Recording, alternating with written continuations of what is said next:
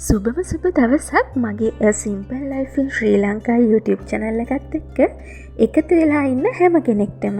ඉතින් උයනකොට අපේ කෑම රසවත් කරගන්න, ඔයාට උයන්න කම්මැලිකමක් දැනෙනවා නම් ඒ දේවල් නැති කරගන්න ඔයාට වැදගත් වෙන පුංචි පුංචි රස රහස් ටිකක් අරගෙන තමයි අද වීඩියෝ එකෙන් මම ඔයාලව බලන්න ආවේ. ඉතින් මගේ කලින් vlog videos වලදී සමහර වෙලාවට මම ඔයාට ඉදිරිපත් කරපු පුංචි පුංචි රස රහසුත් මේ වීඩියෝ එකේදී ඔයාට දකින්න ලැබෙයි. ඒත් මන් දන්න රස රහස් වලින් ටිකක් ඔක්කොම එකට එකතු කරලා එක වීඩියෝ එකක් විතර ඉදිරිපත් කළොත් ඒක ඔයාට වැදගත් වෙයි කියලා මට හිතුණා. කරවිලවල තිත් නැති කෙන රස රහසකුත් මේකේ තියෙනවා. වීඩියෝ එක අන්තිම වෙනකම් බලන්න. ඔන්න එහෙමනම් පළවෙනි රස රහස. මේක නම් ගොඩක් දෙනෙක් දන්නවා. අපි බත් උයනකොට බත් එකට ඇලෙන්නේ නැතුව හරි ලස්සනට හොඳට ඇට වෙන් වෙලා තියෙන විදිහට උයා ගන්න අපිට පුළුවන් බත් එකට තෙල් පොඩ්ඩක් හරි බටර් ටිකක් හරි එකතු කරන්න. ඉතින් එහෙම කරලත් ඔයාට බත් ටික හොඳට ඒ විදිහට උයා ගන්න බැරි වුණොත් පොඩ්ඩක් බත බැරි වෙලා වගේ නම් දෙහි බින්දු කීපයක් එකතු කරලා ඔයාලට පුළුවන් ඒ ගැටිය නැති කරගන්න. එහෙනම් ඒ දෙවෙනි රස රහස. ඊළඟට හදිස්සියවත් ඔයා උයපු බත් එක හරියට හොඳට තැඹිලා නැත්නම් අර අපි කියන ඇටකුණා වෙලා කියලා එහෙම වෙලා තිබුණොත් බත් එකේ මැද්දෙන් මේ වගේ පුංචි සිදුරක් හදලා උණු වතුර ටිකක් එතනට දාලා ඊට පස්සේ පියනකින් වහලා ටික වෙලාවක් අඩු ගින්දරේ තියලා තියන්න ඒ ගතිය නැති වෙනවා.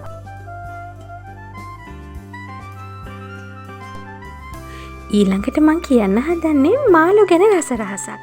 මාළු කියලා කියන්නේ හරිම මෘදු ටක් ගාලා කැඩිලා යන විදිහේ දෙයක්නේ. ඉතින් අපි මාළු හදනකොට ඇඹුල් జాතියක් එකතු කරනවානේ.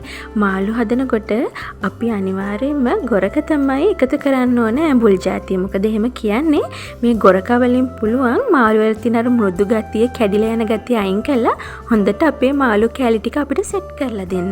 ඉතින් මෙතනදී මම ඔයාලට පෙන්වනවා වගේ ගොරක කෑලි වෙනුවට ගොරක පේස්ට් එක ඔයාලට මාළු වෙනකොට යොදා ගන්න පුළුවන්. මාළු වලට ඒකෙන් හොඳ රසයක් එකතු කරගන්නත් ඔයාලට පුළුවන් වෙනවා.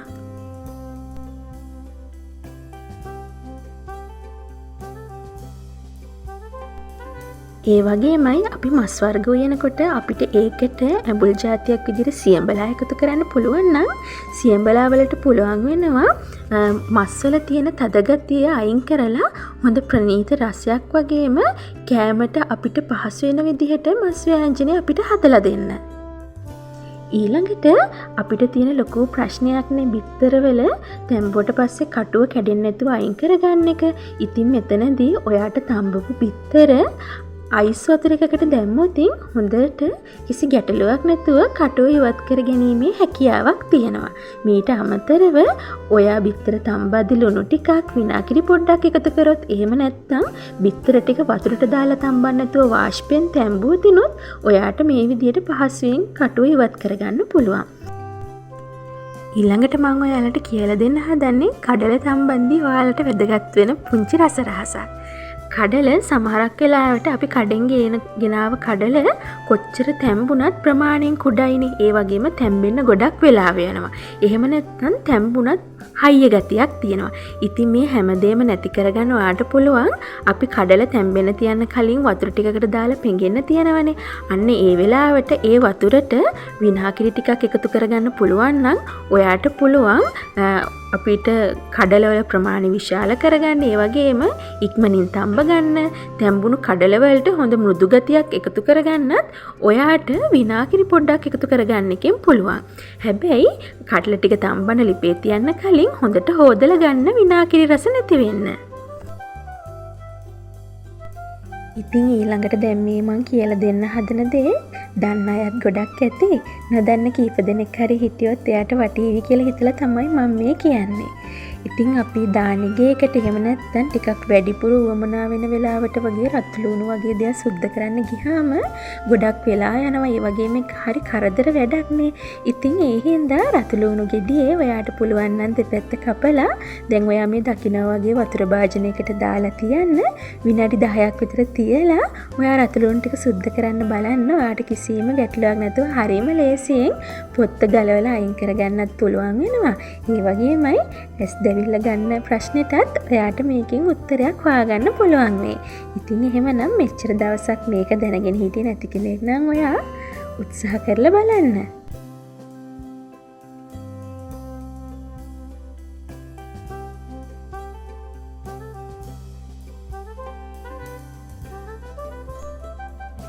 බෝංචි බණ්ඩක්ක වගේ කොළපාට එළවලු උයනකොට ඒකේ කොළපාට ගතිය රඳා පවතින ගැන අපි ගොඩක් හිතනවනේ. ඉතින් හොඳ ලස්සනට කොළපාටට ඒ වගේ එළවලු උයා ගන්න පුළුවන්. ඔයාට උයද්දි සීනි පොඩ්ඩක් එකතු කරගන්න පුළුවන් නම්. ඒ වගේමයි වට්ටක්ක වගේ පැණි රස එළවලු උයනකොටත් සීනි පොඩි ප්‍රමාණයක් එකතු කරගන්න පුළුවන් නම් ඔයාට ඒ වට්ටක්ක වල තියෙන ස්වභාවික පැණි රස ටිකක් අඩු කරගෙන හරි ප්‍රණීත රසයක් මේ වගේ පැණි රස එළවලු වලට එකතු කරගන්න පුළුවන්. විශේෂයෙන්ම වට්ටක්ක වලට. ඊළඟට අපි පොල් බින්දිනකොට අපේ පොල් ගෙඩිය වේලිලා එහෙම තිබුණොත් පොල් කට්ටයි ඇතුලේ තියෙන මදේ වෙන් වෙනවනේ. ඉතින් ඔයාලා මේ දැක්කා වගේ පොල් ගෙඩිය පොඩ්ඩක් වතුරෙන් හොදලා ගන්න පුළුවන් නම් ගොඩාක් වේලිච්ච ගෙඩියක් නම් වතුර භාජනයක ගිල්ලවලා ටික වෙලාවක් තියලා අරගෙන ඔයාට පොල් ගෙඩිය බින්දින්න පුළුවන් නම් පොල් කට්ට ගැලවිලා යන්නේ නැති වෙන විදිහට හොඳට පොල් ගෙඩිය බින්ද ගන්න ඔයාට පුළුවන් වෙනවා. ඒ වගේමයි ඔයාට පොල් වතුරෙනොත් කෑම ගොඩාක් රසවත් කරන්න පුළුවන්. ඔයා පොල් මිරිකනකොට වතුර වෙනුවට ඔයාට පොල් වතුර පාවිච්චි කරලා පොල් ටික මිරික ගන්න පුළුවන් නම් කෑම වලට හරි අපූර්ව ප්‍රණීත රසයක් ඔයාට එකතු කරගන්න පුළුවන් වෙනවා. ඒ වගේමයි දියකිරි වතුර පාවිච්චි කරලා තැම්බෙන්න තියෙන එළවලු වලට ඒ වෙනුවට පොල් වතුර පාවිච්චි කරොත් ඒකෙනුත් අපේ කෑම ගොඩාක් රසවත් වෙනවා.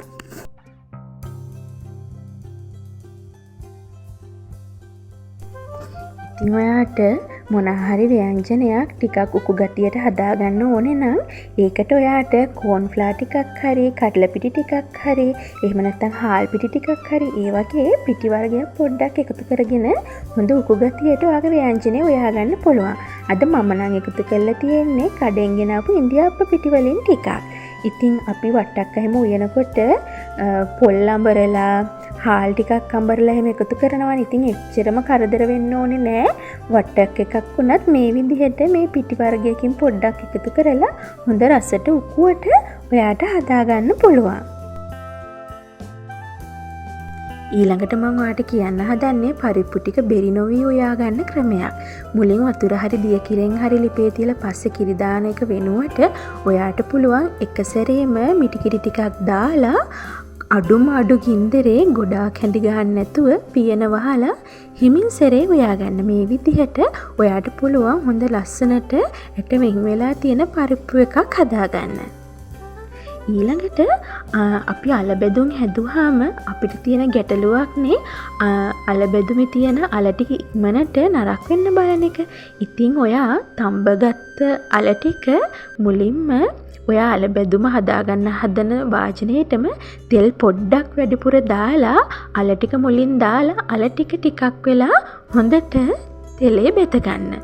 සමහර අය මේක ගැඹුරු තෙලේ බෙදලත් අරගන්නවා. ඒත් මම කරන්නේ මේ විදිහට.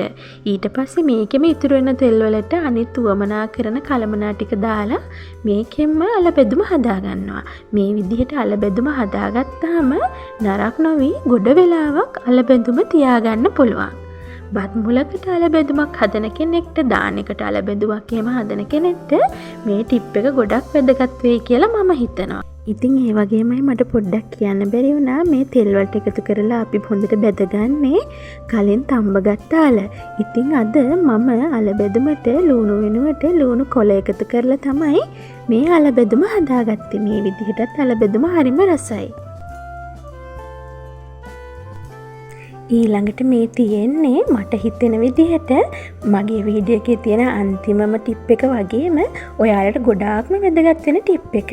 කරවිල කියලා කියන්නේ තිත්ත හින්දම අපි කෑමට ගන්න ටිකක් හොර ඒත් ගොඩාක් ගුණදායි එළවලුවක්නේ. ඉතින් ඔයාට මේ විදිහට පුළුවන් කරවිලවල තිත්ත ගතිය ගොඩාක් අඩු කරලා රසට කරවිල ව්‍යාංජනේ උයාගන්න. ලොකු දෙයක් කරන්න නැහැ. ඔයා කරවිල ව්‍යාංජනයට දාන ඔක්කොම කලමනා ටික භාජනයකට දාලා පොල් කිරි ටිකකුත් දාලා හොඳට කිරි හොද්දක් වගේ හදාගන්න ඕනේ. ඉතින් ඊට පස්සේ මේ කිරි හොද්ද රත් වීගෙන නටාගෙන එනකොට අපි කරවිල ගෙඩිය එවෙලේ කප තමයි මේ ව්‍යංජනයට එකතු කරන්න ඕනේ. මේ කිරි හොද්දට එකතු කරන්න ඕනේ. මේකදී අපේ අම්මලා කියනවා කතා නොකර තමයි කෙමක් වගේ මේක කරන්න ඕනේ කියලා. හැබැයි මට හිතෙන්නේ ඒකේ කියන නියම කාරණය තමයි අපි කතා කර වැඩක් කරන්න යනකොට කොච්චරනත් අපේ වැඩේ පොඩ්ඩක් ප්‍රමාද වෙනවනේ. ඉතින් මෙතනදී කරවිල කලින් කපලා වාතාශ්‍රයට නිරාවරණය වෙන්න එළිය තියලා තිබ්බහම කරවිල ගෙඩියේ තියෙන තිත්ත ගතිය තවත් වැඩි වෙනවා. ඒකයි කියන්නේ කතාවත් කරන්නේ නැතුව ඉක්මනට ටක් ගාලා කරවිල ගෙඩිය කපලා මේ කිරි හොද්දට එකතු කරලා උයා ගන්න කියලා. ඉතින් මේ විදිහට එකතු කරලා සැරෙන් සැරේ පොඩ්ඩක් හැන්දකින් හැඳි ගන්න ගමන් උයා ගන්න කරවිල ටික තැම්බෙනකන් මේ විදිහට යුවහම ඔයාට ගොඩාක් රසවත් ඒ වගේම තිත්ත ගතිය 75ක් විතරම අඩු කරගෙන කරවිල ව්‍යංජනේ හරිම රසට උයා ගන්න පුළුවන්. ඉතින් එහෙමනම් මේ විදිහට කරවිල උයලා තිත්ත ගතිය අඩු වුණාද කියලා මටත් මේ වීඩියෝ එකේ යටින් කමෙන්ට් එකක් තියන්න. ඉතින් එහෙමනම් දිගටම මේ වගේ වීඩියෝස් ගෙනාවා කියලා මගේ vlog වීඩියෝ වලට කැමති ඔයාලා තරහ වෙන්න එපා. ඉක්මනටම vlog වීඩියෝ එකකුත් අරගෙන ආපහු එනකන් අදට මං යනවා මම මානි.